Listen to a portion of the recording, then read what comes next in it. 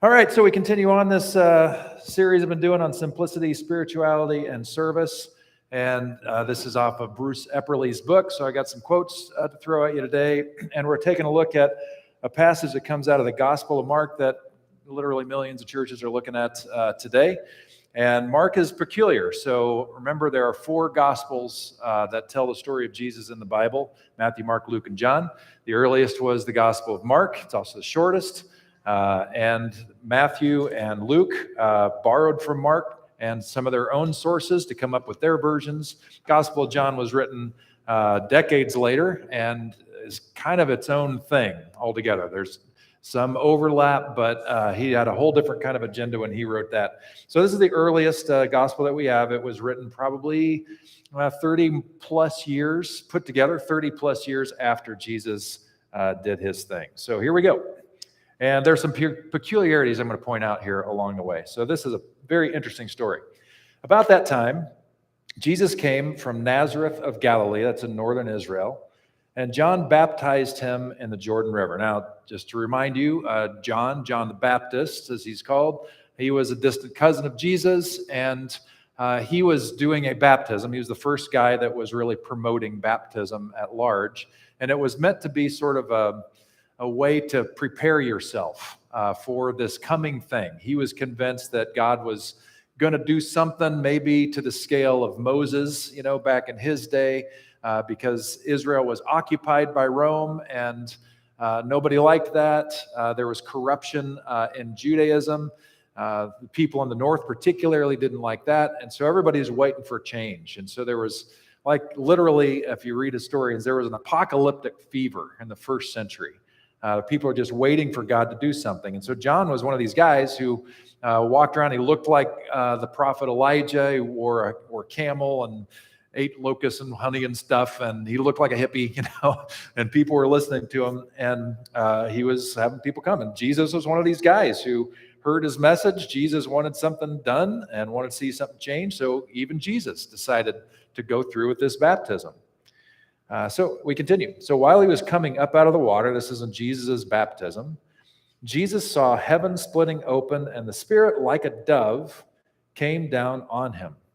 And there was a voice from heaven: "You are my Son, whom I dearly love. In you I find happiness." So we need to remember that Jesus is the one who's experiencing this, and that sometime later he's recounting this experience to his disciples who remember it for us and for our benefit. He's having a spiritual epiphany right here. One thing you need to remember about Mark is Mark has no birth narratives of Jesus. So there's no Mary and Joseph, there's no Bethlehem, there's none of that. So there's no hint of any kind of divine origin in Jesus for the Gospel of Mark. This is where Mark sees the difference. As Mark is saying, this Jesus comes along, he has this spiritual experience at his baptism that blows his mind. And that's when it all started. It's a whole different way of thinking about it. Jesus is probably like 36 years old, which is pretty old for his time in history. So he's at the tail end of his life, mid-30s. It's sort of weird to think about, but that's true. So he experiences this profound favor from God, an anointing, a spiritual experience, and it's all wrapped in love. So whatever is happening, the take-home message is, you're loved, you're loved, you're loved. At once, the Spirit forced Jesus out into the wilderness. He was in the wilderness for 40 days, tempted by Satan. I'll talk about that. He was among the wild animals, and the angels took care of him.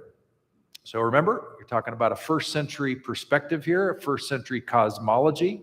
This is how Mark, or the Markan community, saw the world. It was influenced by some Jewish thought, but had been heavily infiltrated by other Mediterranean regions, Greek philosophy. So you have a whole interesting mix of ways of thinking about the world and how things are. You see a picture of this Satan figure here. Talk a moment about that.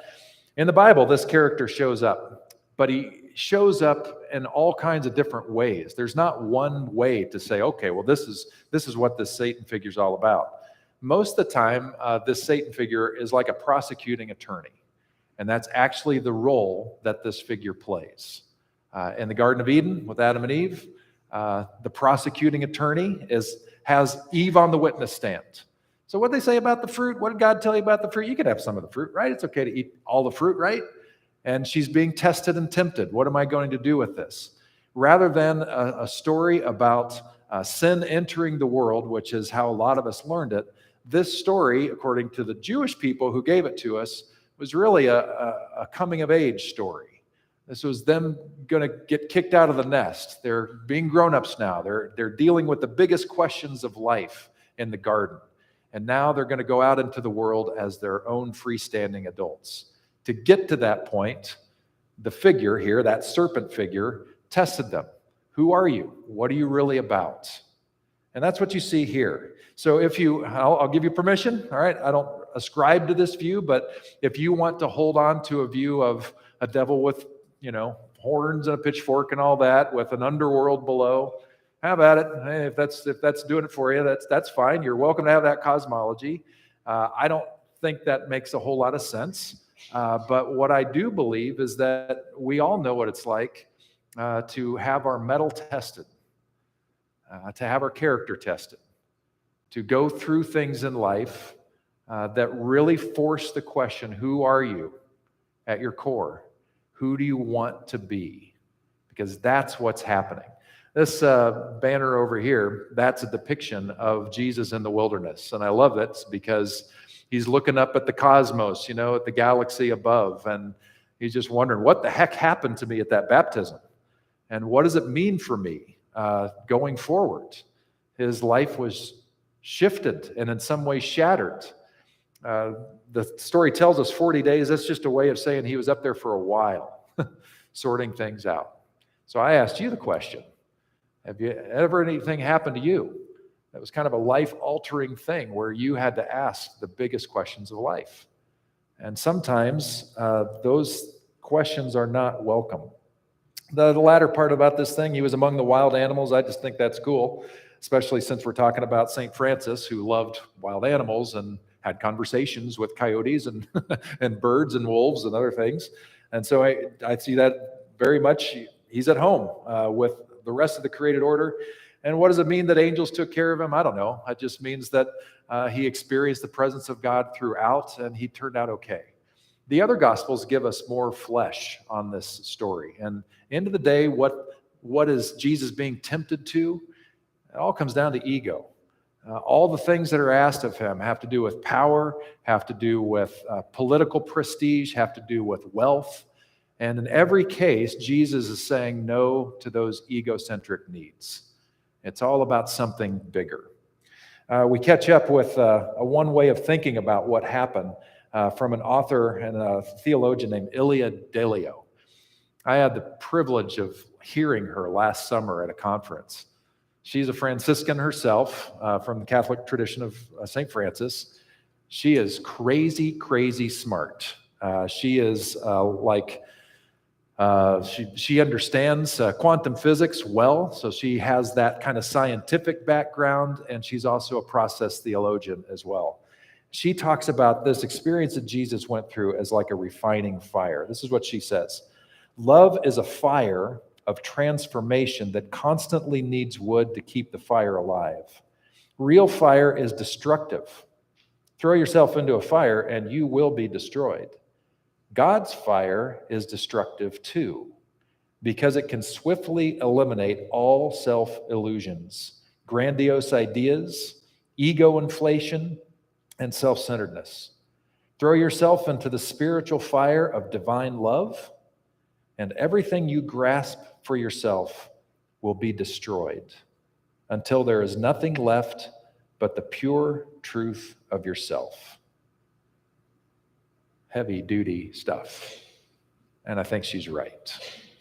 My question for you is, how well do we welcome this fire? And if we're honest with ourselves, we don't. We don't most of the time unless we absolutely have to. If our actions, our behaviors, our attitudes have finally caught up with us, and sometimes when our nose has hit the wall enough, then we'll stop and say, what is happening here? Who do I want to be? Who have I become? These are things of growth and maturity, which is the whole point of everything in spirituality. If we're not becoming more mature, grounded, more lovely people, what are we doing? That's the whole point of all of this. So Jesus has this refiner's fire moment that his mind is blown and he has made his decision. I'm going to go the way of the Spirit of God, which I understand, as Jesus saying, and the Jewish tradition is all about the word shalom. Remember, shalom is this vision of everything working in harmony together, of us having our own peace within ourselves, but also peace with everybody else, with all the created order, taking care of everything, helping everything flourish and thrive. Jesus comes off his camping trip, and this is what happened. After John was arrested, that was Jesus' time to take the stage, Jesus came into Galilee announcing God's good news, saying, "Now is the time. Here comes God's kingdom. Change your hearts and lives and trust this good news." So he was looking at the shalom thing as a really cool thing, as an opportunity, not a time where God's going to come and kick everybody's butt, but a time when somehow the love of God is going to infiltrate people and communities and make the world a better place. So my question for you today is, what's driving you as you consider how you wish to steward your life? What are you about? What are the questions before you that are testing and tempting you? And what are the small things you can do that are aligned with shalom? I like this idea of small things that we can do that are aligned with shalom, because I think we miss the point. We look for big things that we can do to change the world, and really it's probably small things, one at a time.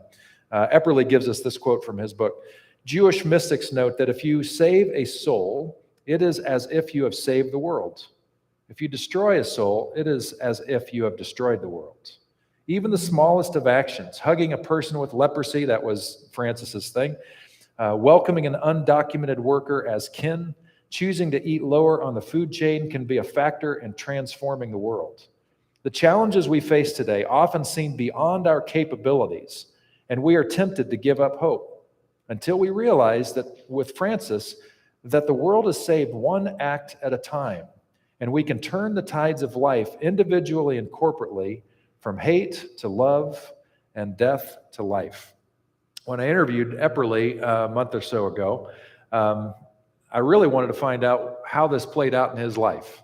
Is this just something that he thinks about and writes about, or does he actually do it? And I knew from enough interaction, I also saw him at the same conference, and I knew enough about his story that I knew that he was a very devoted grandpa. And so I asked him, so what difference does this stuff make, and how do you play this out with your own grandkids? And he had this to say. Yeah, that's a good question. And they are very astute. They probably go to Montgomery County, Maryland schools, which are among the best in the country. It's a very liberal school system. Very diversity is very important. I think the main issue for them at that age is to listen and to ask questions. I mean, one of the joys of my grandparenting as it evolves is reading the books they're reading in school. Not to ban them, but reading the books. One of my boys' grandchildren is reading The Giver. And that's a wonderful book and very provocative. So I've never read it before, so I read the book, and we talk about it. And I realized that I can add something to it. Where does this fit in? The other boy is reading who's a sixth grader, one's in seventh, one's is reading The Red Scarf Girl, which is about the Cultural Revolution in China and how a girl is conflicted between her respect for her love for her parents, who were not patricians, but were bourgeois, were considered bourgeois, and her sense of loyalty to the Cultural Revolution. And she's 12 years old or so, and raise questions about, how you make decisions. In both cases, it's interesting. The Giver is the desire to have the perfect society based on sameness, everything in its place, and and everyone following what they're doing. And the same is at work there for the girl with the red scarf girl is that a society that demands sameness. And the question, even for young children, how much order and how much chaos, how much novelty, how much order, and that really translates to being a teenager. And saying, well, you're going to disagree with your parents, and it's okay to say no to your parents and to me, to develop your ego, but you have to do it in a way that respects them. And that's the challenge when you're a teenager, of course. The doors slamming and all manner of other things are typical for teenage life, and probably even more so now than when I was the parent of a teenager. The world has changed. But I think, and in just basic decency and reverence for life, because I believe every child, as Pelagius says, one of the great theologians of Christianity, would that Augustine and Pelagian had both been kept in the yin and yang of theology and not Pelagius not declared a heretic for actually saying the right things. He was the guy at the rally who held the view others didn't like, but that every child is born revealing the face of God. And there is a decency and a goodness in every child that has to be brought out. And just simply the sense of seeing the holiness and reminding that everyone's on a journey and whether they're doing well or poorly, they may very well be doing the best they can. I thought what he had to say was just so cool, that he would be that attentive to his own grandkids to read the books that they're reading so that they could have substantive conversation. Man, I would have loved that. I had good parents, don't get me wrong, but I would have loved that. How would that have taken my education to just a different level? So he's living by example here. He's deeply involved in his middle school kids' lives. He picks them up from school, helps them with their homework, feeds them snacks every day. That's all cool. I asked him also, but the clip was too long, about senior adults and what he would say to senior adults, because he's a senior adult. He's 71. And so he talked about things which were very familiar to me and to you. That some people, when they retire, it frees up capacity and time for them to do things for other people. And he talked about how some seniors, become the ride to get to a doctor's appointment or running errands or whatever, or can volunteer to church. And so I just want to celebrate. We got a couple people today, and Danny and Marcia, who are cooking up that chili so we can have lunch today. So thank you, Danny and Marcia. Yeah. And we have lots of people who give all kinds of time, and I'm just so appreciative of that. And I'm pretty sure that it's working for you too, right? That you actually like to do this, that we're not just, forcing you to cook chili, for a bunch of people, but that you actually enjoy serving and doing this. We have a new speaker system that we're going to be mounting in the next couple of weeks. And so we had a team of guys in here yesterday on that lift thing over there. We're going to be selling rides on that later today. If you want to do some bungee jumping from 20 feet. No, we're not going to do that. Anyway, a bunch of guys who have done so much work and saved the church so many tens of thousands of dollars because they're willing to use their skills and their gifts and their time to help us make improvements and deal with things that need to be dealt with. I mean, it's just amazing. We've got other volunteers that, have the capacity and the skill set to bring us a very particular skill set to bear at Crosswalk, like Ed Edwards here, who's our treasurer. I mean, he has a CPA background, a lot of time in business, and he's helping us, shape things so that into the distant future, we're going to be able to understand our financial picture very well for a long time. I mean, it's just such a gift that we have this. And I could go on and on and on. And George Webster, who we marvel at around here, he's our trash guy here at church. Now, most of the time, if you're dealing with trash, that's the grumpiest person, on campus. But Ted and I just crack up because when George does trash, he brightens up every trashy space he's going to because he's got such a great attitude. And I'm so appreciative of George because not only is he taking care of our trash, but he's just a fun guy, everywhere he goes. And so these are ways that those small things matter, and they really do. And so if you're figuring out a way to plug in, we can always use help for different things here at church, but it's not just a church thing. it's in the community. How are you helping people out? Just one little brief story that impacted my wife and I is not long after we moved here, it's been a couple of years of moving here, we got adopted by an almost retired couple, Gary and Karen Mills. And I don't know if they just saw on our faces that we could use a date night now and again or what, because Lynn and I moved out here, no family out here with two babies, a 6-month-old and a 2.5-year-old. And they decided to adopt us, and they adopted our kids as their own grandkids and treated them like grandkids. And that ended up being a gift for them because they didn't have any grandkids of their own. And it was a huge gift to us. So once a week, Lynn and I could go out and take our kids to swimming lessons or whatever that we could do. And it, of course, created this extra set of people in our kids' lives that they knew loved them. And so Lynn and I try to return that favor. And so we've got friends and neighbors that have these wonderful kids, and we just want to be in their lives, one, to help our friends and neighbors, but then also because we know how important it was for our kids to just know that they had another set of people that were in their corner and just love them and no agenda other than that. Just, hey, you're amazing people. And so if you got somebody in your world that is kind of like that, I just encourage you to do that because you're giving a gift to yourself, but you're also giving a gift to those kids or those parents or what have you. So think about that. Well, Epperly goes on. He says, fidelity to God requires us to change our lifestyles, live more simply, transform the goals of our institutions from consumption to preservation, and claim humbly our roles as God's companions in healing the earth. While the success of our quest for environmental healing is not assured, our calling is to take up the task for God, our children and grandchildren, future generations we will never meet, and for our planet and all its wondrous diversity. In our early service, I had a little bit of time left for Q&A, and one of the things that was lamented was that the church has been terrible, really, honestly, about championing the cause of our own environment around the world.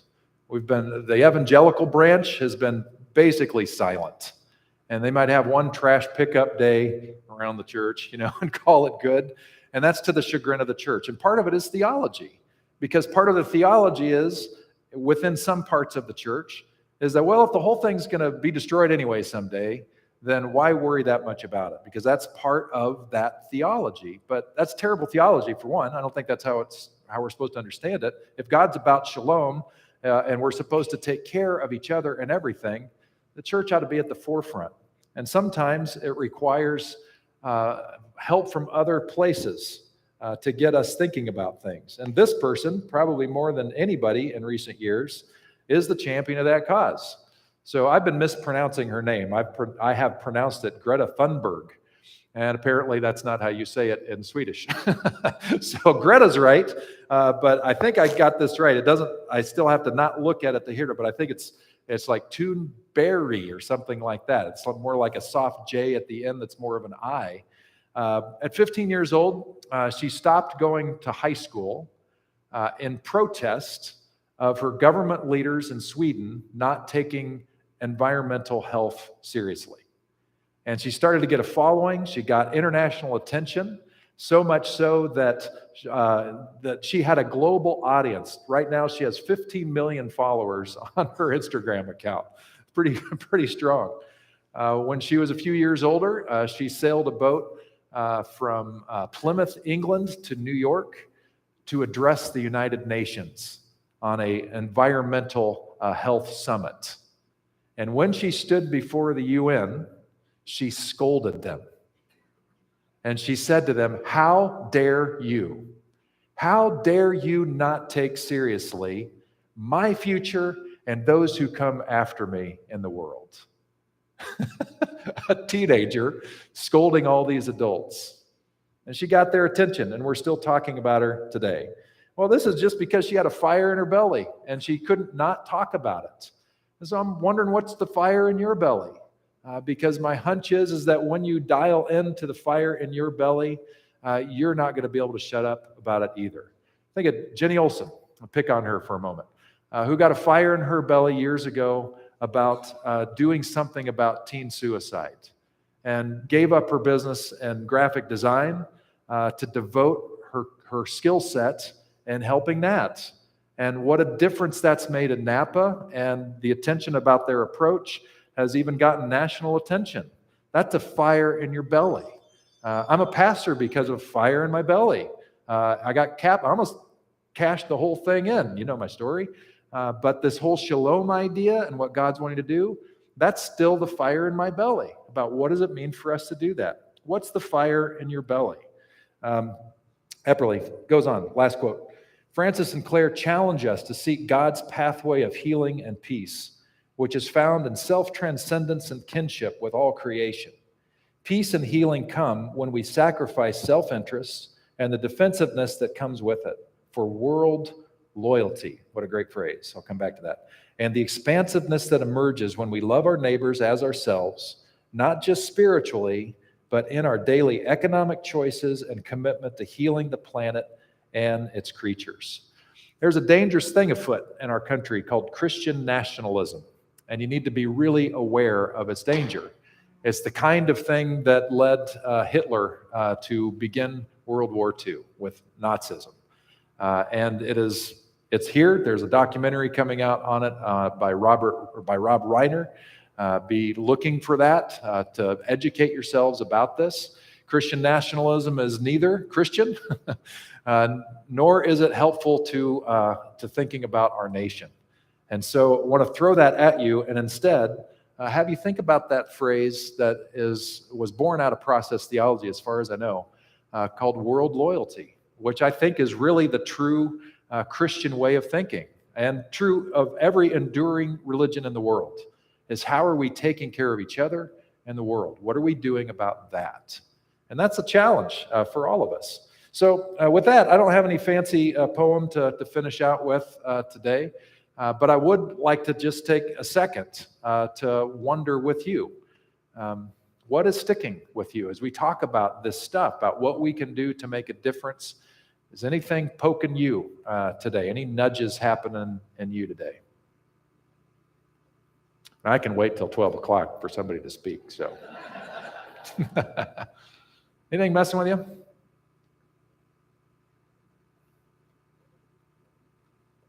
Yeah. Yeah. All right, I love that. I love that. That's awesome.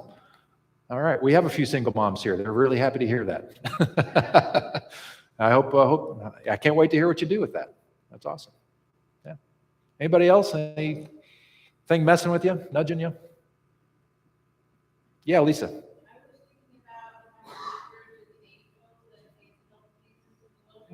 Yeah.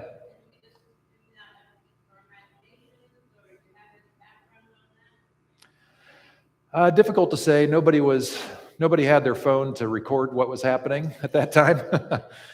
So we're kind of reliant on Mark's cosmology, and he may have had a very literal interpretation of that and would have been very comfortable with that. What we do with that, who knows?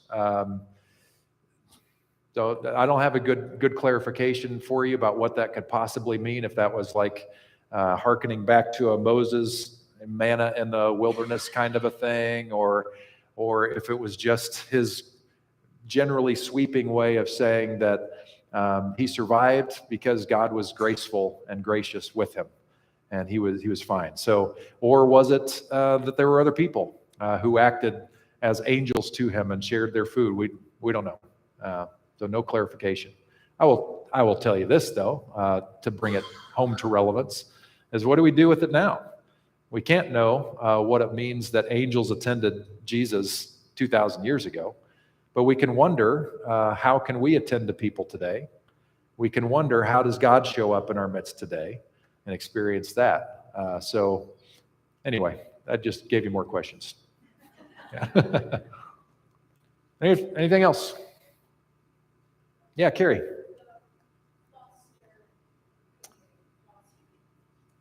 Yeah. Yeah. That's a great question. And that could be all of these things, single moms, foster kids. These could be part of what's part of our next chapter as a church at Crosswalk, because I kind of threw that at you last week. What does it mean for us in this day and age to be a church? What kind of faith community is needed in our world today? In a world where increasingly people are just abandoning religion altogether because of how religious people have acted. So what does it mean for us to be a loving presence and somehow help foster the shalom thing?